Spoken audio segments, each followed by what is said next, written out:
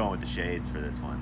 Folks, welcome to the Jake Feinberg Show, and what an honor it is to be here with an amazing guitarist, circles around the sun, and his own projects, John Lee Shannon. It's great to see you, buddy. How you doing? It's great to see you, man. I'm doing great. I'll have to ask them. I wanted to ask you, last night, so we were just talking about last night, what I noticed about, at least at the beginning, you were approaching it with like some patience.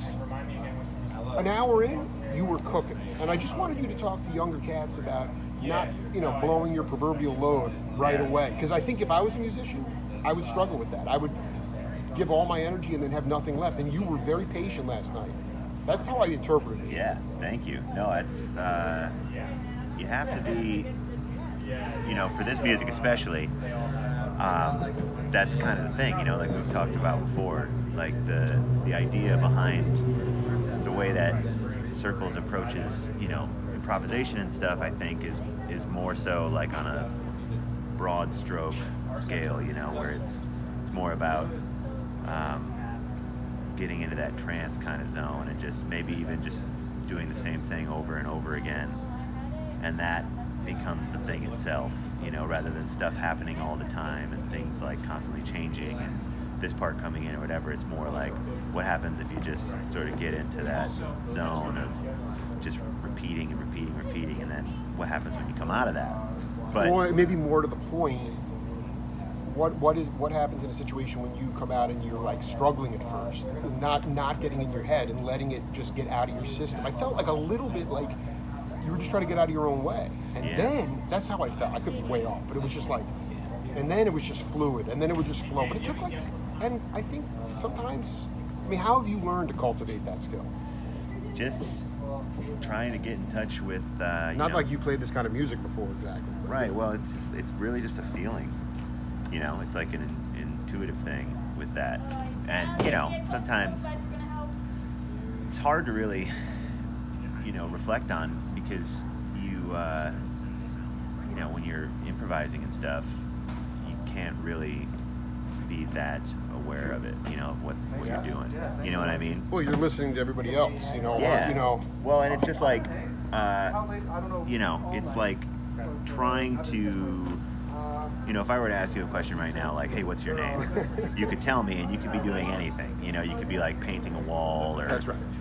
Organizing silverware or something, and I'd say like, where were you born? Oh, where were you born? Making my day, dude. He's having a discussion. We're getting deep.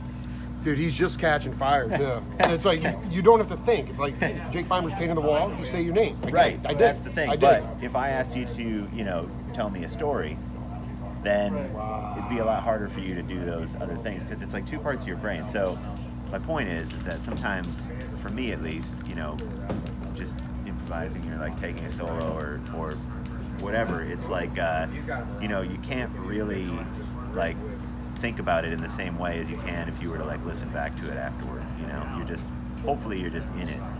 So, the pacing thing really just comes from like trying to be in it as much as possible with everybody, and that's something that happens with these guys and any great band, is that there is kind of just a feeling amongst the four of us, and you kind of know like this is when this should happen and this is when it shouldn't, and really it's one of those things where the less you think about it, the easier it is to do it. But just like you have to, as a lead instrumentalist, you have to craft something melodic that makes sense. So Yeah. It's just like, when did you get to that point? Did you really have to learn? This has been a learning curve for you. Yeah, well, And I think you're still on it. definitely, I hope so. In general, exactly. You always want to be like that. Yeah, with music in general, I hope it never stops being a learning curve. But it's just, you're just really trying to sing. That's the thing. Like, so when improvising melodies or solos or whatever, it's just you're trying to just listen to the voice in your head and then play it. So that's where like the the like in your own head thing comes in. Is like, what you don't want to do is get too wrapped up in like other stuff that you start to get away from that. I think, like I said, the less you think about it, the easier it is to do. Does it feel like to feel Garcia's presence in the building like last night. I'm not kidding. Like, I came on this tour, I flew out to Tucson, and I'm like, this is so reminiscent of '83 Garcia band. They played in January here. Wow. '83. Yeah. Tomorrow, they're playing at in March '83. They played in Santa Cruz Civic Center. I don't know if that's the Rio Theater, but anyway. Yeah. And then last night, you're telling me you felt the spirit. Yeah, well, I remember going to Georgia a few years ago, actually when Zeph and I opened for Cats. One of the stops was in Atlanta. I was just on that tour, man. Yeah, it was really fun, but that was like, we were only there for a few days, we were only out with them for 4 or 5 days, but that was one of the last days that we were there in Atlanta, so we played, and then after the show, they were like some friends of Neil's or whoever's, and me, Neil, Zeph, and a couple other people went to some bar close by the venue we played at, and it was just like a little hole-in-the-wall bar. We walked in, and there was a band playing, and like right away, it was a bar band, but like right away, the guy was playing through like a super reverb that was cranked. I love it. And he had like the most soulful voice, and like he was, playing, but it wasn't like he was trying to do like an Allman Brothers thing or something, but like it just had that sound, and I was like, oh yeah, that's right, because it's just like it's a geographic thing. Like when you go to Kentucky, like, and you hear people play music, they're not like, hey, we're playing bluegrass. They're just playing music, like it sounds in Kentucky. Absolutely. And I think there's a lot of that. Regional, really? You think that's still? It's so interesting because I'm always on this trip that, like, because of full interconnection now, we're all homogenized. It was more, maybe it was more acute in the '60s, like, when there was more regional opportunities, especially radio. I mean, some cats would have hits on the radio in towns and they didn't even know they were getting radio play. Right. Well, I think it does still exist, just in the same way that like people have different, like dialects, and different ways of speaking even around the country right now, still today, like people from the Midwest sound like they're from the Midwest, people from the South. Michigan, exactly. Michigan, baby. And there's when you really like hone in on those things, there are even just like super small, subtle variations in a certain place. And so the point that I'm trying to make is that with the Jerry thing, I realized last night when we were playing, I was just like, oh man, there's just a vibe that exists in Northern California, in a place like San Francisco, that obviously contributed to why that music sounded like it did, and why it had this, the spirit that it did and all that stuff. Like, and so when you come to a place like that and you play in a place like we played last night, I feel like you can't help but be, influenced by just those vibrations that are still all around, Can you talk about how pumped you are for Zeph and I to go on tour with Shred? So pumped. I'm pumped, dude. I feel like give him a pep talk, because you know what? It's no matter what, you're stepping on stage with Mac and Horn. Yeah. It's a daunting task. Yeah. And you know what? But I gotta tell you, he fucking knocked my socks off with his lead playing. Yeah. Is beautiful. I agree. I Big, know. And so talk a little about your relationship with that mother. That bad mother. Yeah, that bad mother. No, it's gonna be awesome. I mean, I feel like it makes perfect sense. It's to me, it's one of those things where you're just like, that's obviously what's meant to happen, and makes a lot of other things make sense too. But no, he's gonna crush it, and I'm proud of Zeph because we've known each other for a long time. We've known each other musically for a long time, and I've always kind of been a big like practice guy. I like to practice and work on stuff. Yeah. And we'll get to the root of it, right? I mean, yeah. you really he was saying that last time. You take something on and you learn it to the core. Right. That's a hard thing for a lot of people to do. Yeah, but with Zeph, after the pandemic, just in talking with him and stuff, like he got really serious about like getting better at playing guitar, and he's already really good. But what's cool about Zeph is that he plays guitar like you can only play if you're a singer, and if you're a great singer. And what does that mean? I don't know. It just means that like it's that there's something there. I feel it, man. It's very green or something. Yeah, it's the reason why I don't know. Like there's just something about the way somebody that's coming at it from like a singer's perspective. I mean, any instrument really. You're better off if you at least try to sing, But if that's your thing already, then it's only going to be that much better. And he's going to be great. And it's the perfect situation for him because he, people need to know who he is.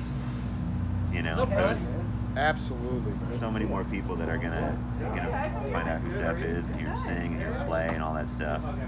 It's gonna be awesome. And he'll be in the the comfortable confines nest that is Dan Horn. Well, he's got double drums to reckon with too. Double drums. I know. No, I think it's going to be great. They're going to have a super fun time.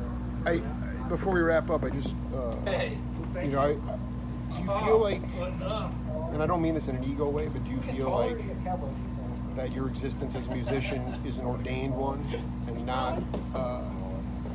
not a generated one? I mean, some people will go on the road and hate the guts of the other people they play with. They do it because they're making gobs of money. Yeah. I mean, maybe at one time they did love each other, but they don't anymore. Right. And I just wonder, to me, Cats exudes the love of being in a band. Yeah. Regardless, you'd like to be comfortable money-wise, but as far as your own path now, do you feel like it is an ordained path? I mean, I'm definitely happy where I am, and I feel like I'm hopefully meant to be doing this in some way or another. But, the best part is that I was thinking about this a few days ago, and people really knew this a long time ago, it seems like, and then, in my lifetime, it's become less and less a thing. But bands used to really be a thing. It wasn't bands just like drove consciousness. Well, but the thing is bands when I say bands, what I mean is a specific group of people that play together all the time. And that's still a really special thing, and it's become less and less common. I feel like just because of the situation of 2020, where we are in the world, just musically and all that stuff. It's hard to finance a band. There's not a lot of money flying around anywhere, so you have less and less true bands. But there really is something to playing a lot with the same people, and it's a really special thing, and it's such a rare opportunity, especially now that I just feel so psyched to be able to be a part of the experiment that is just, hey, let's get 4 people and have them just play together every single night for a certain period of time or whatever, and see what happens, because you really do get into some different zones, which is cool. No, it's wild because the jams, you just never play the same song the same way once. Yeah. Just before I let you go, I really need, if possible, talk to the Cats about no repeats tonight. Oh yeah. I'm on a 3-night run. I want to see how deep the bag is, dude. Dude. And you know what? All I'm saying is last night was special. Yeah. And I'm so psyched that you crystallized that night. Much love to you, John Lynn. Thank you. Hey, and I just want to say that it's been an interesting experience talking about all this stuff while those 2 guys are standing there. Those 2 guys being Dave Schools and Jason Crosby.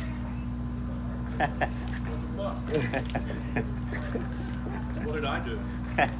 Psyched me out the whole time. Where? But the Legends. studio audience? Legends. No, we're not live right now. It's good. I'm honored. I'm honored they're here. John Lee, man, have a great show, babe. Thanks, dude. Later.